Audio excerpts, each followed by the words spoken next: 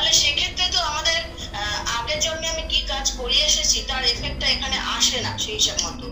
এই জন্ম মৃত্যু সিদ্ধান্ত এর থেকে কয়েক কোটি গুণ বড়। আমরা যেটাকে পুনর্জন্ম ভাবি সেটা পুনর্জন্মের ছোট্ট একটা অংশ মাত্র। সেখানে আমাদের শরীরটা ডেভেলপ হচ্ছে, আমাদের শরীরটা রিসাইকেল হচ্ছে, কিন্তু আসলে পুনর্জন্ম তার থেকেও বিশাল বড় একটা জিনিস। তো পুনর্জন্ম অবশ্যই আছে, কিন্তু আমরা আমাদের শরীরকে দিয়েই যদি সেই পুনর্জন্মের বিচার করতে চাই তাহলে মহা ভুল হয়ে যাবে। আর এইটাকেই বলা হয় অহংবৃত্তি। দেখুন, এই বিষয়টাকে আপনাকে আরো ডিটেলসে বুঝিয়ে দিচ্ছি ভগবদ্গীতার রেফারেন্স দিয়ে। এবং তারপরে অর্জুন এটাও বলছে যে আমি এই কথাগুলো লোক মুখে শুনেছি, যার জন্যে ভগবদ্গীতাকে অতি সূক্ষ্মভাবে বুঝতে হয়। আমরা যে কেউ দেখবেন ভগবদ্গীতা রেফারেন্স দিয়ে বলে দিতেই পারে যে ভগবদ্গীতাতে পুনর্জন্ম এবং মৃত্যুর পর স্বর্গ নরক এই সমস্ত কিছু ব্যাখ্যা করা রয়েছে, কিন্তু এই কথাগুলো কে বলছে? এই কথাগুলো বলছে অর্জুন। এবং তার পরক্ষণেই শ্রীকৃষ্ণ তার পুরো যুক্তিকে খণ্ডিত করে দিল, ভেঙে একদম খণ্ডিত করে দিল। আপনার ভিডিওগুলো প্রথমে বেশ 1 বছর আগে দেখেছি ইউটিউবে। এবার সেগুলো দেখার পরে ভালো লাগতো, ব্যাখ্যাগুলো খুব বাস্তবসম্মত, আমার ভালো লাগতো। তারপর আপনার বাস্তব জীবনের গীতা আপনি যখন ওপেন করলেন, শুরু করলেন, তারপরে বোধহয় ওই 1-2 এপিসোড হওয়ার পরে আমি তার সদস্য হলাম। তো যেটা আমার প্রশ্ন, তাহলে প্রশ্নে চলে যাই সরাসরি। অবশ্যই একদম। যেটা হচ্ছে আমার প্রশ্ন যে আমাদের যে কর্মফল বলে থাকি আমরা, সেটা তো আসলে আমরা যা কাজ করছি তারই একটা এফেক্ট। আমরা আজকে যেটা কাজ করছি তারই এফেক্ট আমাদের আগামীতে আসছে, এটাই আমাদের কর্মফল। এবং আমরা সেটা অনেক সময় বুঝতে পারি না যে আমি কাজ করেছি তার এফেক্টটা আমার কাছে আসছে। আমরা তখন সেটাকে ভাগ্য বলি বা নানা রকম ব্যাখ্যা দিয়ে থাকি। এবং আমি যেটা মানে শুনি ভারতীয় দর্শনে, বিভিন্ন ভারতীয় দর্শনে যে বলা হয় যে আমাদের আগের জন্মের কর্ম এবং তার ফল আমি এখন পাচ্ছি। তো এইটা আমার প্রশ্ন যে আমার আগের জন্মের কর্মের ফল কি আমি পেতে পারি? আপনার ভিডিওতে আমি মানে জন্মান্তর বা পূর্ব জন্ম সংক্রান্ত কিছু ব্যাখ্যা আমি আগে শুনেছি, যেটা আপনি বলেছেন যে জন্মান্তর বেসিক্যালি তো এটাই যে আমাদের শক্তির যে আমাদের যে দেহ বা দেহকে কেন্দ্র করে যে ব্যাপারটা, সেটা প্রাণটা, সেটা ধারাটা চলতে থাকে।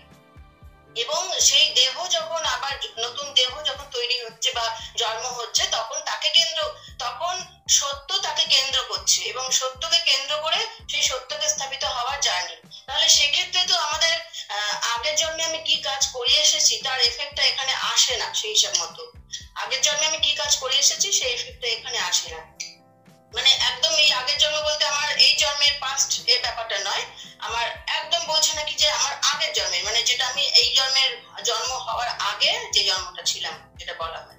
তো এই সম্পর্কে আপনার মতামত জানতে চাইছি।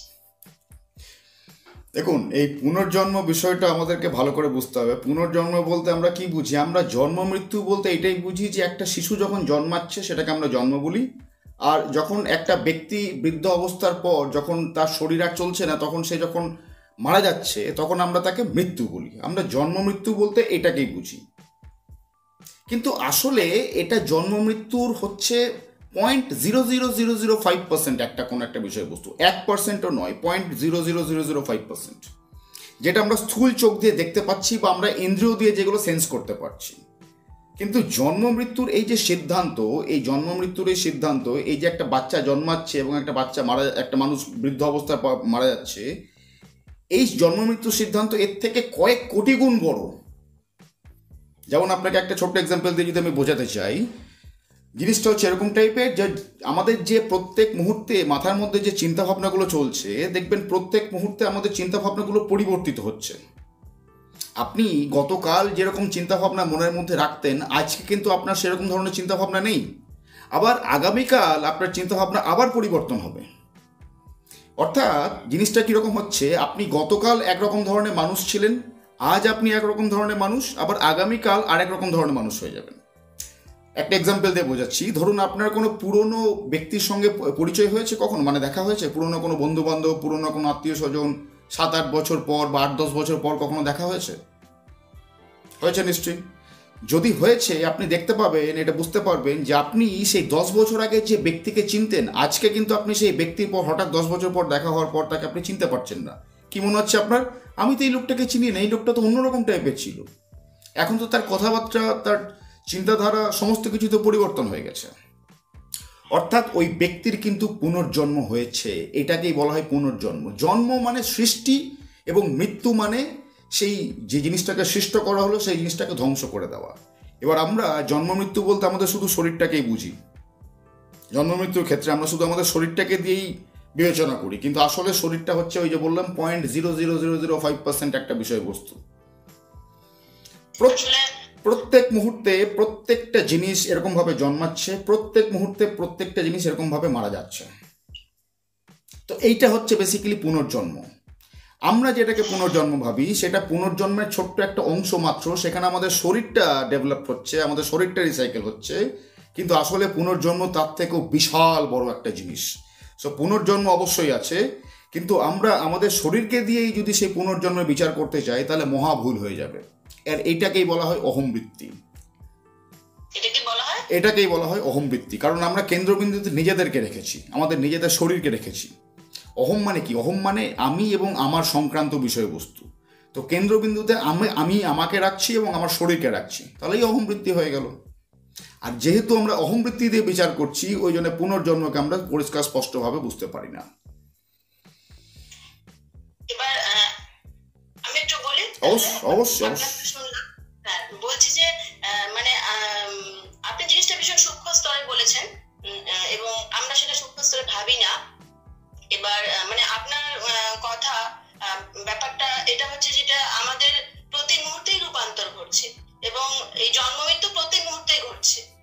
বলতে গেলে বেসিক্যালি জন্ম মৃত্যু প্রতি মুহূর্তেই ঘটছে। আজকে যে আমার শরীর সেটা 10 বছর আগে এই শরীর ছিল না, বা আমার চুল, দাঁত, নখ, আমার প্রতিটি কোষ সবটাই পরিবর্তিত হতে থাকছে। মানে ব্যাপারটা এটাই অনেকটা, আপনি কি বলবেন, ওটা বৌদ্ধ দর্শনে যেটাকে ক্ষণিকবাদ বলা হয়, যে প্রতিটা মুহূর্ত ক্ষণিকের এবং তারপরে তার রূপান্তর ঘটে যাচ্ছে, অনেকটা এই ধরনের বোধ হয়, তাই তো? এবার হ্যাঁ, এবার মানুষ সেটাকে তো সেই সূক্ষ্ম স্তরটা ব্যাপারটা বোঝে না। মানুষ ভাবে যে এই দেহটা আছে মানে আমার জন্ম আমার আছে, আবার আমি মরে যাচ্ছি মানে আমার জন্মটা চলে যাচ্ছে, এরকম ভাবছে। এটাই ঠিক বলতে চাইছেন, তাই তো? দেখুন, এই বিষয়টাকে আপনাকে আরো ডিটেলসে বুঝিয়ে দিচ্ছি ভগবদ গীতার রেফারেন্স দিয়ে।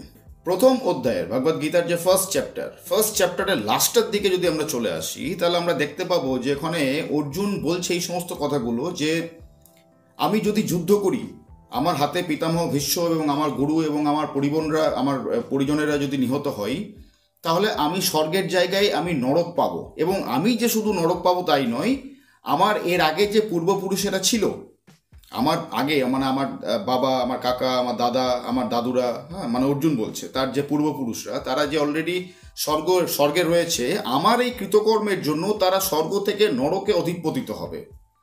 অর্থাৎ তাদেরকে স্বর্গ থেকে নরকে শিফট করে দেওয়া হবে। আমি তো নরকে যাবই, আমার পূর্বপুরুষরা যারা স্বর্গে রয়েছে তাদেরকেও নরকে শিফট করে দেওয়া হবে আমার এই কর্মের জন্য, যদি আমি যুদ্ধ করি এবং আমার হাতে আমার আত্মীয় স্বজনরা যদি নিহত হয়। এবং তারপরে অর্জুন এটাও বলছে যে আমি এই কথাগুলো লোক মুখে শুনেছি। অর্জুন এটাও বলে দিচ্ছে যে আমি কথাগুলো কোথায় থেকে শুনেছি। যার জন্যে ভগবদ্গীতাকে অতি সূক্ষ্মভাবে বুঝতে হয়। আমরা যে কেউ দেখবেন ভগবদ্গীতা রেফারেন্স দিয়ে বলে দিতেই পারে যে ভগবদ্গীতাতে পুনর্জন্ম এবং মৃত্যুর পর স্বর্গ নরক এই সমস্ত কিছু ব্যাখ্যা করা রয়েছে। কিন্তু এই কথাগুলো কে বলছে? এই কথাগুলো বলছে অর্জুন। এবং অর্জুন এটাও বলছে যে আমি কথাগুলো লোক মুখে শুনেছি। এবং তার পরক্ষণেই শ্রীকৃষ্ণ তার পুরো যুক্তিকে খণ্ডিত করে দিল, ভেঙে একদম খণ্ডিত করে দিল। কীরকমভাবে খণ্ডিত করলো না, কৃষ্ণ তারপরে আত্মার ব্যাখ্যা বোঝালো অর্জুনকে। প্রায় 20-22টা শ্লোক ধরে অর্জুন শ্রীকৃষ্ণ তারপরে 20-22টা শ্লোক নিয়ে সেকেন্ড চ্যাপ্টারের প্রথম দিকে আত্মার ব্যাখ্যা দিয়েছিল, যেটা দেখবেন আমার চ্যানেলে রয়েছে, আমার যে বাস্তব জীবনে গীতা সিরিজটা, সেখানে দেখবেন আত্মা এবং পুনর্জন্ম রহস্যের জন্য আমি ওখানে 4টে এপিসোড ব্যবহার করেছি। তো অর্জুন এই যে কথাগুলো বললো, এই কথাগুলো শ্রীকৃষ্ণ সঙ্গে সঙ্গে খণ্ডিত করে দিল, ভেঙে দিল একদম, মানে কোনোরকমভাবে স্বীকৃতিই দিল না। বাকিদের মতো নয়, অর্জুন হয়ে প্রকৃত গীতার বাস্তব অর্থ বুঝে বাস্তব জীবনে প্রয়োগ করে জীবনকে উন্নত করতে চান? মেম্বারশিপ নিয়ে এখনই জয়েন করুন বাস্তব জীবনে গীতা। মেম্বারশিপ নেওয়ার জন্য জয়েন বাটনে ক্লিক করুন। মানে কোনো রকমভাবে স্বীকৃতি দিল না। বোঝাতে পারছি? অর্জুন এখানে কি ভুলটা করছে? অর্জুন এখানে ভুল এটাই করছে যে অর্জুন তার ইন্দ্রিয় দিয়ে যে জিনিসপত্র যে সমস্ত জিনিসপত্রগুলো সেন্স করছে, তার চোখ দিয়ে, তার কান দিয়ে, তার নাক দিয়ে, তার মুখ দিয়ে, তার ত্বক দিয়ে, তার জিহ্বা দিয়ে, অর্থাৎ তার ইন্দ্রিয়গুলো দিয়ে অর্জুন সেটাকেই সব কিছু ভাবছে। অর্জুন সেটাকেই ভাবছে যে এর ওপরে আর কিছু হতে পারে না। আর কৃষ্ণ কি বলছে? কৃষ্ণ বলছে এই যে আমরা ইন্দ্রিয় দিয়ে যে সমস্ত জিনিসগুলো সেন্স করছি সেটা ওই যে বললাম 0.0000005%। আসলে বিষয়টা তার থেকে অনেক বৃহৎ এবং অনেক সূক্ষ্ম। তো মূল বিষয়বস্তুটা হচ্ছে এটাই, আর কিচ্ছু না। এবার এই মূল বিষয়বস্তুটা যখন আমরা বুঝতে পারি না, তখনই আমরা কেন্দ্রবিন্দুতে অহংকে রেখে দিই, অর্থাৎ আমাদের নিজেদের স্বার্থকে রেখে দিই। অর্থাৎ তখন সেই মুহূর্তে আমরা কি করি? আমরা আমাদের আইডেন্টিটি দিয়ে জিনিসগুলোকে বিচার করার চেষ্টা করি। নইলে আমাদের আইডেন্টিটি কি অ্যাকচুয়ালি? কিছুই না। আমি কৌশিক মল্লিক, কেউ না, আমি নোবডি। এই পুরো বিশ্ব ব্রহ্মাণ্ডের মধ্যে একটা ছোট বালির কণার থেকেও ক্ষুদ্র হচ্ছে আমাদের পৃথিবী, এবং সেই পৃথিবীর আমি ছোট্ট একটা জীব, অর্থাৎ আমি কেউ না, আমি একটা জীবাণুর থেকেও ছোট। তো ভাবুন আমাদের মধ্যে কত বড় অহংবৃত্তি। আমরা সেই ছোট্ট জিনিসটাকে কেন্দ্রবিন্দুতে রেখে এত বড় বিশাল বিষয়টাকে আমরা তার ব্যাখ্যা করতে যাচ্ছি, বা তার বিষয়বস্তুগুলোকে আমরা আমাদের নিজেদের স্বার্থ অনুযায়ী সেটাকে পরিপূর্ণ করতে যাচ্ছি, বা সেটাকে জাস্টিফাই করতে যাচ্ছি বলতে গেলে। আর ভুল হয়ে যাচ্ছে আমাদের বেসিক্যালি ওখানেই।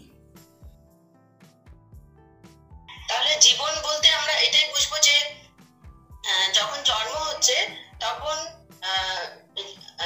দেহকে কেন্দ্র করে সত্যকে স্থাপিত করা। দেখুন জিনিসটা কিরকম টাইপের। জন্ম আমাদের কেন হয় সেটাও বুঝতে হবে। জন্ম আমাদের এই জন্যই হয় যে আমরা এই সত্যকে যেন উপলব্ধি করতে পারি। আমাদের জন্ম হচ্ছে বলে আমরা একটা শরীর পাচ্ছি, আমরা শরীর পাচ্ছি বলে আমাদের শরীরে সেই 5টা ইন্দ্রিয় পাচ্ছি, তার সঙ্গে আমরা ব্রেন পাচ্ছি, বুদ্ধি পাচ্ছি, সেগুলোকে অ্যানালাইজ করার জন্য। তো সত্যকে উপলব্ধি করার জন্য ওই জন্য শরীর দরকার, আর শরীর পেতে গেলে জন্মের দরকার, মানে জন্ম নিতে হবে। কিন্তু একটা মানুষ যখন মরে যাচ্ছে, এবার উল্টো দিকটা বুঝুন, উল্টো দিকটা বোঝাচ্ছি। উল্টো দিকটা বোঝালে এই দিকটা স্পষ্ট বুঝে যাবেন। উল্টো দিকটা কি? যখন একটা মানুষ মরে যাচ্ছে, মানুষ মারা যাওয়ার পর কোথায় যাচ্ছে? মানুষ মারা যাওয়ার পর চলে যাচ্ছে পঞ্চভূত। এই পঞ্চভূতে বিলীন হয়ে যাচ্ছে। এই হাওয়া, এই জল, এই মাটি, এই পৃথিবী, এই আকাশ, এই আগুন, এই পঞ্চতত্ত্বের মধ্যে বিলীন হয়ে যাচ্ছে। অর্থাৎ আপনার সামনে যদি কোনো এখন জলের বোতল বা জলের গ্লাস থাকে, সেই জলের মধ্যেও কিন্তু ওই পঞ্চতত্ত্ব, ওই জলও কিন্তু পঞ্চতত্ত্বের মধ্যে একটা তত্ত্ব। আপনি যে মাটির উপরে দাঁড়িয়ে রয়েছেন, যে ভূমির উপরে বসে রয়েছেন বা দাঁড়িয়ে রয়েছেন, সেই ভূমিও কিন্তু পঞ্চতত্ত্বের মধ্যে একটা তত্ত্ব। অর্থাৎ এই জল, এই মাটি, এই আকাশ, এই বাতাসের মধ্যেই আমাদের যারা পূর্বপুরুষ, শুধু মানুষ নয় অন্যান্য যারা প্রাণী, তারাও এই পঞ্চতত্ত্বের মধ্যেই কিন্তু মিশে রয়েছে। এবার যখন আমরা মরে যাওয়ার পর, মৃত্যুর পর এই পঞ্চতত্ত্বের মধ্যে মিশে যাই, তখন কি আমরা এই সত্যগুলোকে কোনো রকমভাবে সেন্স করতে পারবো? পারবো না। কারণ তখন আমাদের না আছে চোখ, না আছে কান, না আছে স্কিন, আমাদের কোনো ইন্দ্রিয়ই নেই তখন। তো জন্ম কেন নেওয়া হচ্ছে? কারণ ওই ইন্দ্রিয়গুলো যাতে আমরা পাই, ওই শরীরটা যাতে আমরা পেতে পারি, এবং যাতে করে এই সত্যকে আমরা বুঝতে পারি, এবং সত্যকে আমরা প্রতিস্থাপন করতে পারি, এবং সত্যের অনুযায়ী চলতে পারি। এইটাকেই বলে বেসিক্যালি সনাতন। এটাকেই বলা হয় সনাতন, অর্থাৎ সত্য।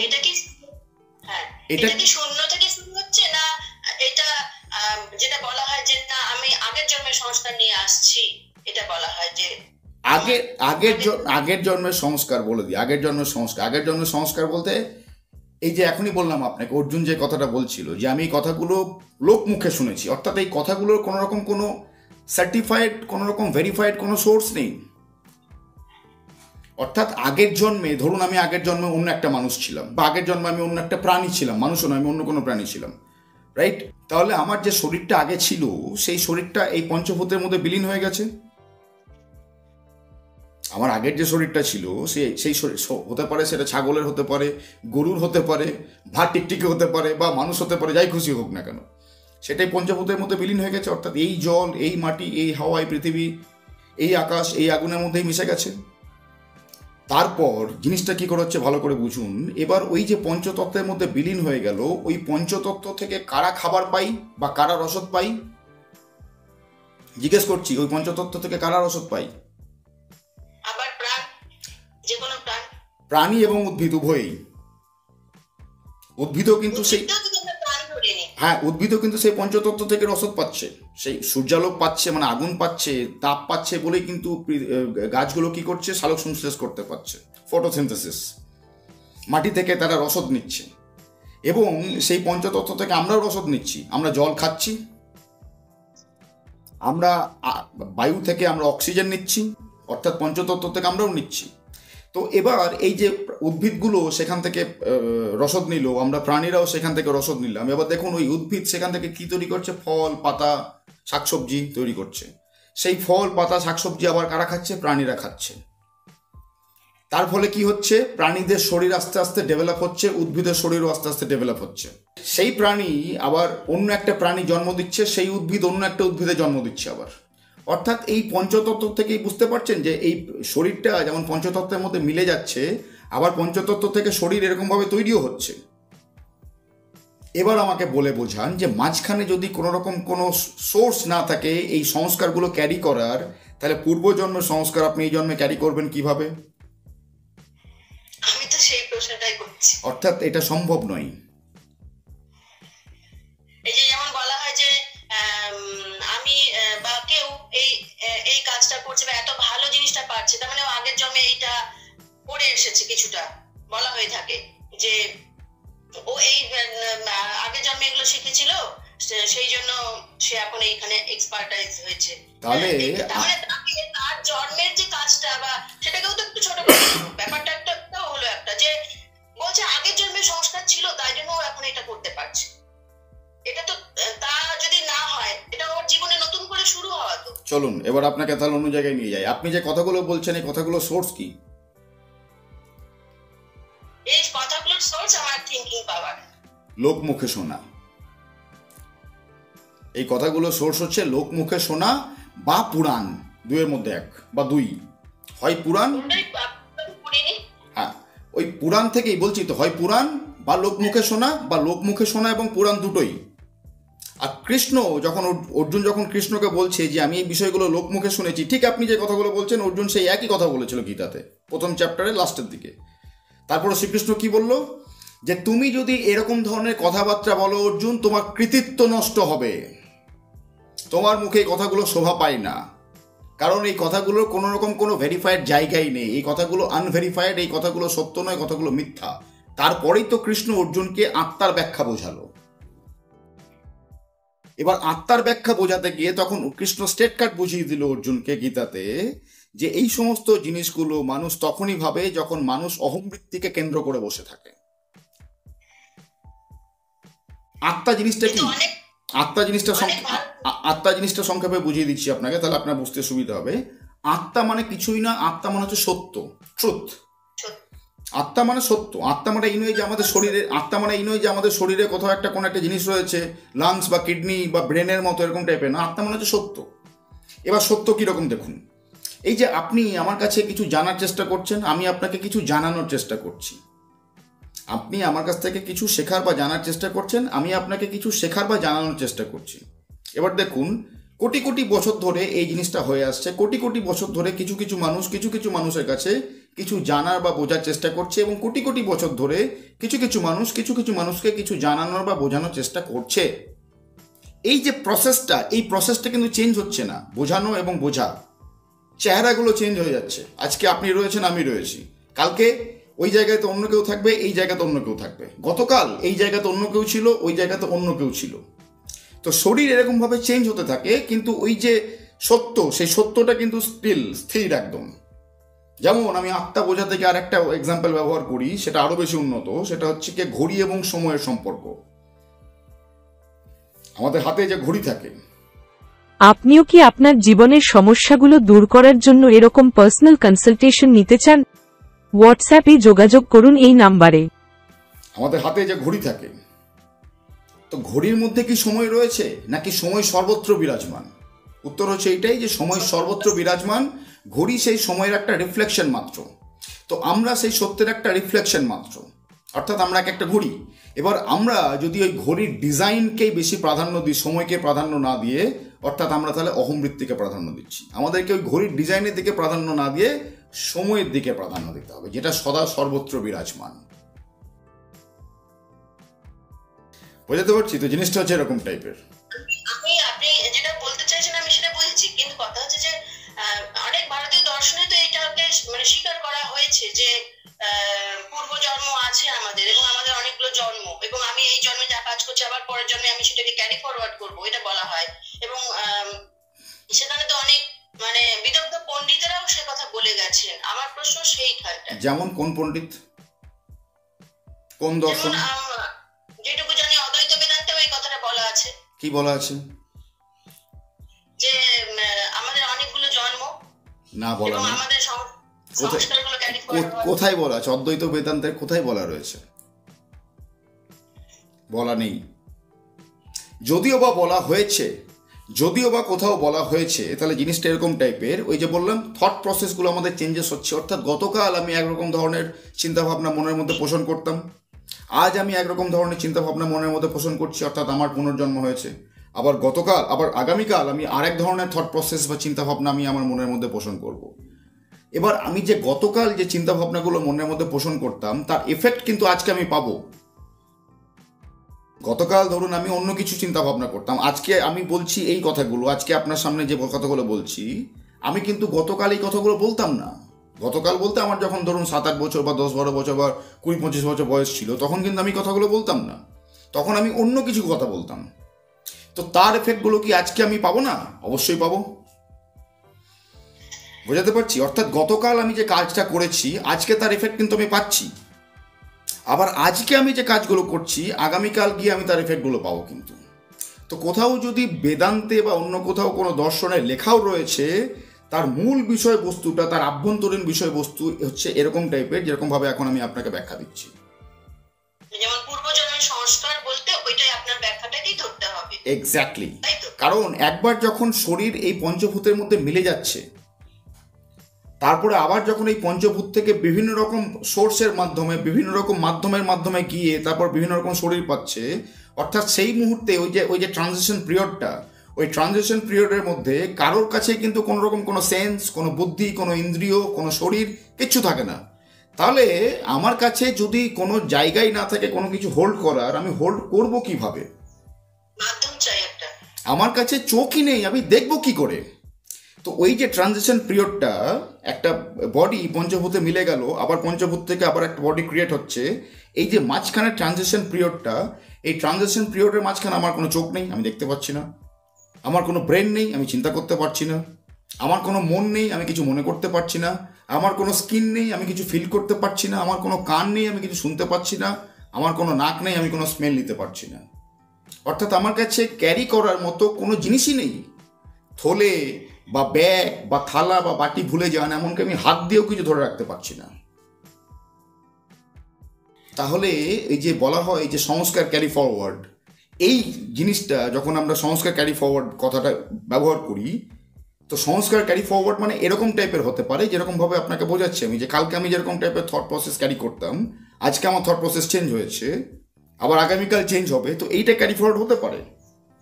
কিন্তু একটা শরীর যখন পুরোপুরি পঞ্চভূতে মিলে যাচ্ছে, সেখান থেকে যখন আবার একটা শরীর জন্ম নিচ্ছে, সেখানে ক্যারি ফরওয়ার্ড হওয়া সম্ভব নয়।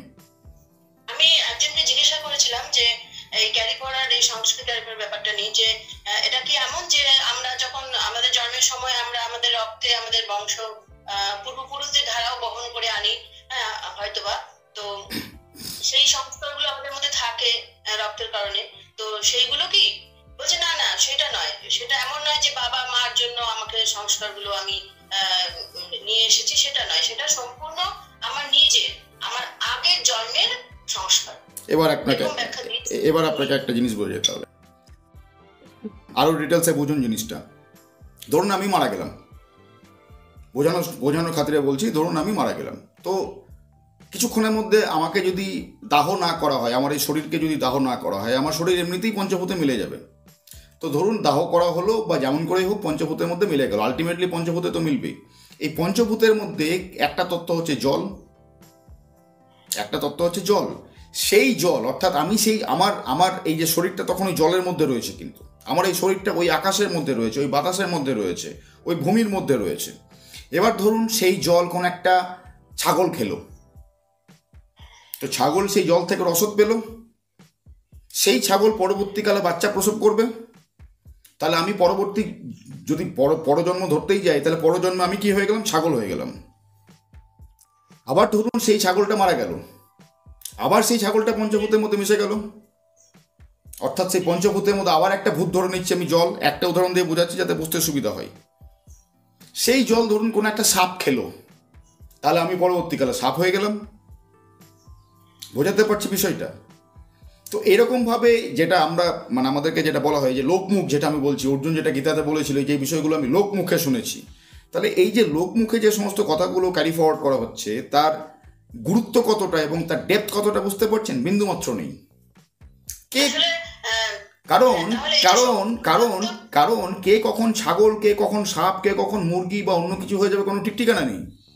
কেউ ডিসাইড করতে পারে না এটা, নো, কিছু ডিসাইড করতে বা কেউই ডিসাইড করতে পারে না হিসাব মতো। এক্স্যাক্টলি। এবার দেখুন, আমরা ভাবি কি যে ছাগলে শরীর পেল তার কি কষ্ট, কি দুঃখ, কি যন্ত্রণা, কিন্তু ছাগলের সেটা মনে হচ্ছে না। কিন্তু ওই ছাগলকে আপনি মারতে যান, ছাগল কিন্তু দৌড়ে পালাবে, রাইট? ছাগল কিন্তু এটা বলবে না, হা হা আমি তো ছাগল হয়ে গেছি, আমার তো মানুষ হওয়ার কথা ছিল, আমাকে মেরে দিন না, নিয়ে আমি মরে যাওয়ার পর দেখি যদি মানুষ হতে পারি কিনা। কোনো ছাগল কিন্তু বলবে না।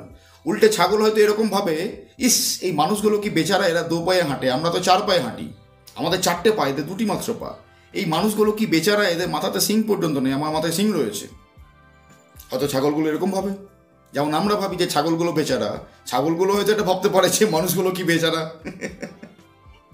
আমরা ভাবি যে যেটা সেটা হচ্ছে যে হ্যাঁ আমার আগের জন্মে খারাপ কর্মের জন্য ছাগল হয়ে গেছি, ব্যাপারটা ভাবা হয়, এরকম ভাবা হয়। ওরকম টাইপের না, বিষয়টা কিরকম টাইপের। এবার জিনিসটা যদি আধ্যাত্মিক, এবার এই বিষয়টা এবার যদি আমরা আধ্যাত্মিক পয়েন্ট অফ ভিউ থেকে বুঝতে চাই, তাহলে জিনিসটা কিরকম হবে? ধরুন আপনার হাতে এক মুঠো খাবার রয়েছে, আপনার হাতে এক মুঠো খাবার রয়েছে, আপনি পাখিদেরকে ছড়িয়ে খাবার দিচ্ছেন। যেমন হাতে থাকে না, হাতে চাল বা যে সমস্ত দানা শস্য আমরা কি করি, পাখিদেরকে ছড়িয়ে দিই, তো পাখিরা সেই দানা শস্যগুলো খেয়ে নেয়। বোঝাতে পারছি? এবার কোনো দানা শস্য আপনার ভালো জায়গায় পড়লো, কোনো দানা শস্য ঘাসের সঙ্গে মিলে গেল, পাখিটা দেখতেও পেলো না, পাখিগুলো কোনো পাখি হয়তো দেখতে পেলো না, কোনো দানা শস্য হয়তো জলে বা কাদায় গিয়ে পড়ে গেল। এবার আমরা কি বলি যে পাখিটা ওই কাদা বা জল থেকে, কাদা জল থেকে ওই দানা শস্যটা খেলো, তার ভাগ্য খারাপ, কারণ ভগবান তাকে ভালোবাসে না। আর যে পাখিটা একটা পরিষ্কার পরিচ্ছন্ন জায়গা থেকে ওই দানা শস্যটা পেলো, সে ভাগ্যবান পাখি, কারণ ভগবান তাকে ভালোবাসে। এবার এখানে ভগবান এখানে আপনি, কারণ ওই দানা শস্যগুলো ছড়িয়ে দিয়েছিলেন এমনি করে আপনি। আপনার মাথাতে কি এরকম টাইপের ছিল যে এই পাখিটা ভালো, আমি একে বেশি দেবো বা ভালো দেবো, ওই পাখিটা খারাপ, আমি ওকে কম দেবো বা খারাপ দেবো? No, it's not like that. এই সমস্তটা হচ্ছে একটা র্যান্ডাম প্রসেস। আর আমরা এতটাই বোকা, ওই র্যান্ডাম প্রসেসের মধ্যেই আমরা নিজেদের ভাগ্য এবং এই সমস্ত লাক, এই ভাগ্য এবং লাক এই সমস্ত খুঁজতে যাই। আসলে জিনিসটা হচ্ছে র্যান্ডাম প্রসেস। এবার আমাদের অহমবৃত্তি যেগুলোকে সাপোর্ট করে সেটাকে আমরা বলে দিই ভালো ভাগ্য, আর আমাদের অহমবৃত্তি যেগুলোকে সাপোর্ট করে না বা তার বিরুদ্ধে চলে যায়, আমরা তাকে বলে দিই খারাপ ভাগ্য। কিন্তু আসলে বিষয়বস্তুগুলো এক, কোনো পার্থক্য নেই। পুরোটাই নিজেদের এস্টাবলিশমেন্টের ব্যাপার। এক্স্যাক্টলি তাই, পুরোটাই এক, কোনো পার্থক্য নেই, পুরোটাই এক। এবার দেখুন এই জিনিসগুলো যদি সত্যি হতো, এই যে জিনিসগুলো নিয়ে আমরা আলোচনা করছি এখন, এই যে ভাগ্য, পুনর্জন্ম, আগের জন্মের কর্মফল, এইগুলো যদি সত্যি হতো, তাহলে ভগবদ্গীতাতে এই সমস্ত জিনিসগুলো নিয়ে যখন অর্জুন বলছিল, তখন কৃষ্ণ এগুলোকে কোনো রকমভাবে খণ্ডন না করে এগুলোর উপর আরও বেশি কথা বলতো। কিন্তু কৃষ্ণ করেনি। কৃষ্ণ সঙ্গে সঙ্গে এই জিনিসগুলোকে খণ্ডিত করে দিয়ে অর্জুনকে আসল আত্মার ব্যাখ্যা বুঝিয়ে দিল, অর্থাৎ সত্যের ব্যাখ্যা বুঝিয়ে দিল। এবং কি বোঝাচ্ছে পুরোপুরি, এই পুরো ভগবদ্গীতা যদি আমরা দেখতে চাই, তাহলে তার মূল অর্থ যেটা বেরোচ্ছে বা মূল যেটা বিষয়বস্তু বেরোচ্ছে, সেটা হচ্ছে এইটাই যে কৃষ্ণ বারবার অর্জুনকে বলছে নিজের কর্মে মনোনিবেশ করতে, কারণ এই সমস্ত বিষয়গুলো তার কন্ট্রোলের মধ্যে নেই। ওই যে বললাম র্যান্ডাম প্রসেস, তো র্যান্ডাম প্রসেস আমাদের কন্ট্রোলের মধ্যে নেই। বাস এইটাই বিষয়বস্তু। এবার যদি এই জিনিসটাই আসল হতো বা সত্যি হতো, তাহলে কৃষ্ণ অর্জুনকে এটাই বলতো, হ্যাঁ তুমি ঠিক বলছো, এটাই ঠিক। কিন্তু অর্জুনকে কৃষ্ণ সেটা বলছে না, উল্টে অর্জুনের বক্তব্যকে খণ্ডিত করে কৃষ্ণ অর্জুনকে বলছে তুমি যুদ্ধ করো, অর্থাৎ কর্ম করো। ব্যাপারটা হলো যেটা এটাই যে আমাদেরকে সত্যকে কেন্দ্র করে আমাদের জীবনটা চলবে এবং সেই সত্যকে প্রতিষ্ঠা করাটাই আমাদের জীবনের সামগ্রিকতা। এইটা আমি ওটাই বলছিলাম, এইটাকেই বলে সনাতন। যেমন সূর্যকে কেন্দ্র করে বাকি সমস্ত গ্রহ এবং উপগ্রহগুলো ঘুরপাক খাচ্ছে সূর্যের চারপাশে, এরকমভাবে আমরা ধরে নিতে পারি যে সূর্য হচ্ছে সেই সত্য, সূর্য হচ্ছে সেই সত্য এবং সেই সত্যের চারপাশে আমাদেরকে ঘুরতে হবে, অর্থাৎ সদা পরিবর্তন করতে হবে আমাদেরকে। এইখান থেকেই তো এই কনসেপ্টটা এসছে ওম বা ব্রহ্মা বিষ্ণু মহেশ্বর বা অ উ ম, অর্থাৎ একটা জিনিস সৃষ্ট হবে, সেই জিনিসটা কিছুদিন স্থিত হবে এবং সেই জিনিসটাকে আবার ধ্বংস করে আমাদেরকে নতুন জিনিস ক্রিয়েট করতে হবে। এইটাই হচ্ছে এই সামগ্রিকতা যখন আমাদের জীবনের যাত্রা শুরু হয়, তখন এই যাত্রাতে আমরা অনেকে এগিয়ে থাকি, কেউ পিছিয়ে থাকি, কেউ হয়তো সত্যের পথে থাকি, কেউ সত্যের পথেই থাকি না, মিথ্যার পথে থাকি। এটা তো মানুষের চেতন স্তরে, চিন্তা ভাবনার স্তরে মানুষ যে লেভেলে থাকে সেই লেভেলে তার বিকাশটা হয়। এবার এই যে তাহলে মানুষের চিন্তার যে পার্থক্য, এই জায়গাটা আসছে কিসের জায়গা থেকে? ধরুন আমার জন্ম হচ্ছে, তখন আমি একটা আমার যে জিনগত বৈশিষ্ট্য, সেগুলো কি আমার চিন্তার ইয়েকে এফেক্ট করে বা কিছু? করতে পারে, অবশ্যই করতে পারে, কিন্তু তার থেকে বেশি এফেক্ট যেটা করে সেটা হচ্ছে জ্ঞান। জ্ঞান যেমন ধরুন আপনি ছোট থেকে যেরকম ভাবে মানুষ হয়েছেন, দেখা গেল আপনি রাত্রেবেলায় খুব একটা জেগে থাকতে পারেন না, কিন্তু ভোরবেলায় আপনি ভালো সকাল সকাল আপনি উঠে যেতে পারেন। আবার কোনো কোনো মানুষ দেখবেন তারা রাত্রেবেলা সারা রাত জেগে থাকতে পারে কিন্তু ভোরবেলা উঠতে পারে না। এবার আপনি কোনটাকে ঠিক বলবেন আর কোনটাকে ভুল বলবেন? কোনোটাই ঠিক কোনোটাই ভুল নয়, নিজের নিজের জায়গায় সবগুলোই ঠিক।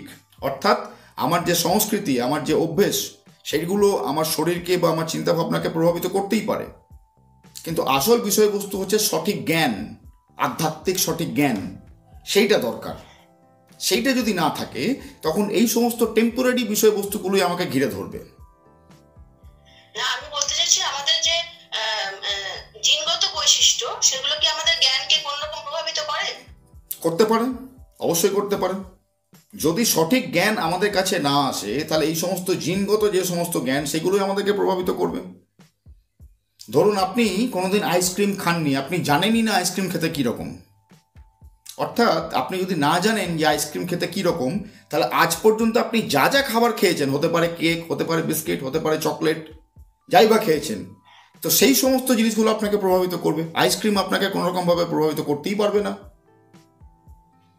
অর্থাৎ এইটাকেই বলছে জিনগত। অর্থাৎ আমি যে জিন থেকে জন্মেছি, আমার শরীর যে জিন থেকে তৈরি হয়েছে, সেই সমস্ত বিষয়বস্তুগুলো আমাকে প্রভাবিত করবে যদি আসল বা ওই যে জিনিসটা আমার প্রয়োজন সেই জিনিসটা যদি আমি না পাই। আবার এরকমও হয় যে বাবা মা যেরকম টাইপের, তার ছেলে মেয়ে সম্পূর্ণ তার বিপরীত। অর্থাৎ কি বোঝা যাচ্ছে যে তাকে তাহলে অন্য কোনো চিন্তা ভাবনা প্রভাবিত করেছে। জ্ঞানটা অন্য কিছু একটা কারণের জন্য সেই জ্ঞানটা আসছে। রাইট। সো জিন বা শরীর বা কোথায় থেকে আমি জন্মেছি, এইগুলোকে সেকেন্ডের মধ্যে ভেঙে দেওয়া যেতে পারে। কে ভেঙে দিতে পারে? সত্য ভেঙে দিতে পারে। বাকিদের মতো নয়, অর্জুন হয়ে প্রকৃত গীতার বাস্তব অর্থ বুঝে বাস্তব জীবনে প্রয়োগ করে জীবনকে উন্নত করতে চান? মেম্বারশিপ নিয়ে এখনই জয়েন করুন বাস্তব জীবনে গীতা। মেম্বারশিপ নেওয়ার জন্য জয়েন বাটনে ক্লিক করুন।